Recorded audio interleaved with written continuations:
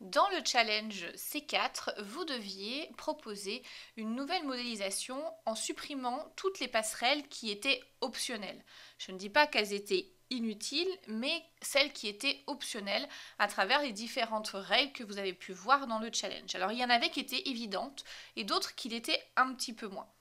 Dans les passerelles qui étaient plus évidentes, on nous dit que les passerelles parallèles en mode division de flux sont facultatives.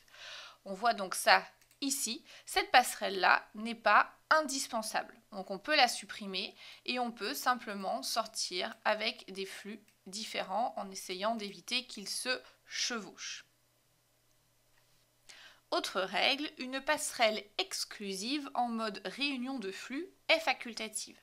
Ici, on pouvait faire référence à cette passerelle-là de façon relativement évidente et donc sans passer. Donc à ce moment-là, on rejoint les flux directement sur la tâche 9 en essayant de faire en sorte qu'ils ne se chevauchent pas.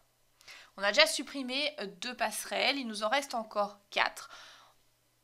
Tout en appliquant la même règle que précédemment, la première pouvait également être supprimée, puisque comme on peut le voir, c'est une passerelle de réunion des flux. Elle était moins évidente parce qu'elle se trouvait en tout début de processus, donc comment faire à ce moment-là? Eh bien, on a ce flux-là qui n'a pas changé, et la question c'est qu'est-ce qu'on faisait du flux par défaut? Eh bien, en fait, il revient simplement sur l'activité en question, et c'est ce qu'on appelle une récursivité. Autre passerelle qui peut être remplacée à travers les choses que nous avons vues dans le challenge 4, c'est la passerelle inclusive qui peut être remplacée par des flux conditionnels. Alors c'est un petit peu particulier sur celle-ci à cause du flux récursif que nous venons de voir. Donc on pourrait tout à fait venir faire cette boucle récursive directement sur la tâche. Je vais vous montrer une autre alternative qui est envisageable et qui a été proposée par pas mal de personnes dans le forum, c'est de mettre en fait cette activité en mode boucle et de dire eh bien tant que les autres solutions ne sont pas validées, on va aller sur la récursivité de cette tâche, c'est-à-dire la réexécution de cette tâche en question. Et ces 2 flux ensuite sont donc des flux de type conditionnel. Alors bien entendu, il s'agit d'un exercice qui veut dire qu'on n'a pas les conditions qui sont explicitement écrites sur le diagramme, mais normalement, on devrait ici avoir les conditions qui nous permettent d'aller vers telle ou telle tâche.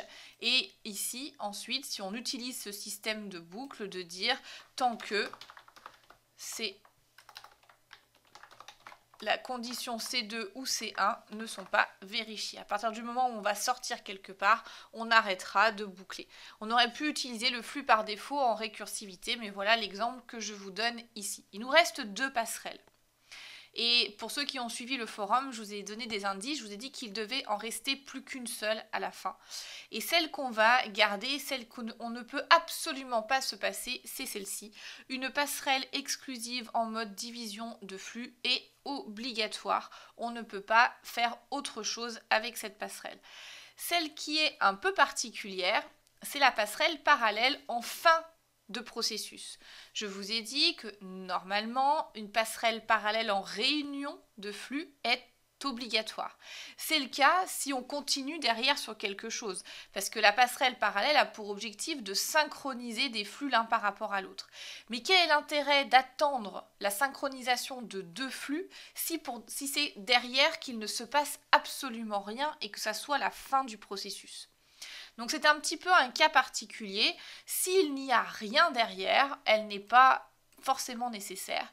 Et on peut terminer directement nos 2 tâches 5 et 9 sur l'événement de fin. En fait, cet événement de fin, surtout lorsqu'il est neutre, et principalement lorsqu'il est neutre, c'est un peu comme on va dire un trou dans lequel les jetons viennent se terminer. Et le process, de toute manière, ne peut pas se terminer tant qu'il y a des jetons encore en balade sur notre processus. Donc imaginons que la tâche 5 soit finie et que notre jeton arrive à l'événement de fin, il vient y disparaître, mais on a toujours notre jeton qui est actif quelque part sur le chemin parallèle de notre processus, et donc le process en lui-même n'est toujours pas terminé.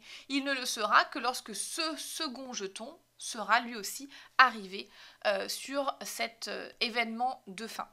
Donc il n'y a pas besoin de les synchroniser, d'attendre que les deux aient terminé, parce que de toute manière, vu qu'il ne se passe rien derrière, les deux jetons vont simplement venir finir leur course dans l'événement de fin, et lorsque les deux seront arrivés, cela mettra fin à l'ensemble du processus. Donc c'est complètement équivalent à ce qu'on avait dit précédemment avec la passerelle parallèle. Mais attention, c'est uniquement dans ce cas-là qu'on peut s'en passer. La règle de la passerelle parallèle en mode réunion des flux est toujours obligatoire si on enchaîne derrière sur des activités, d'autres événements, voilà, d'autres tâches, etc. Donc au final, dans l'exemple qui était donné, la seule qui reste vraiment obligatoire, c'est cette passerelle exclusive.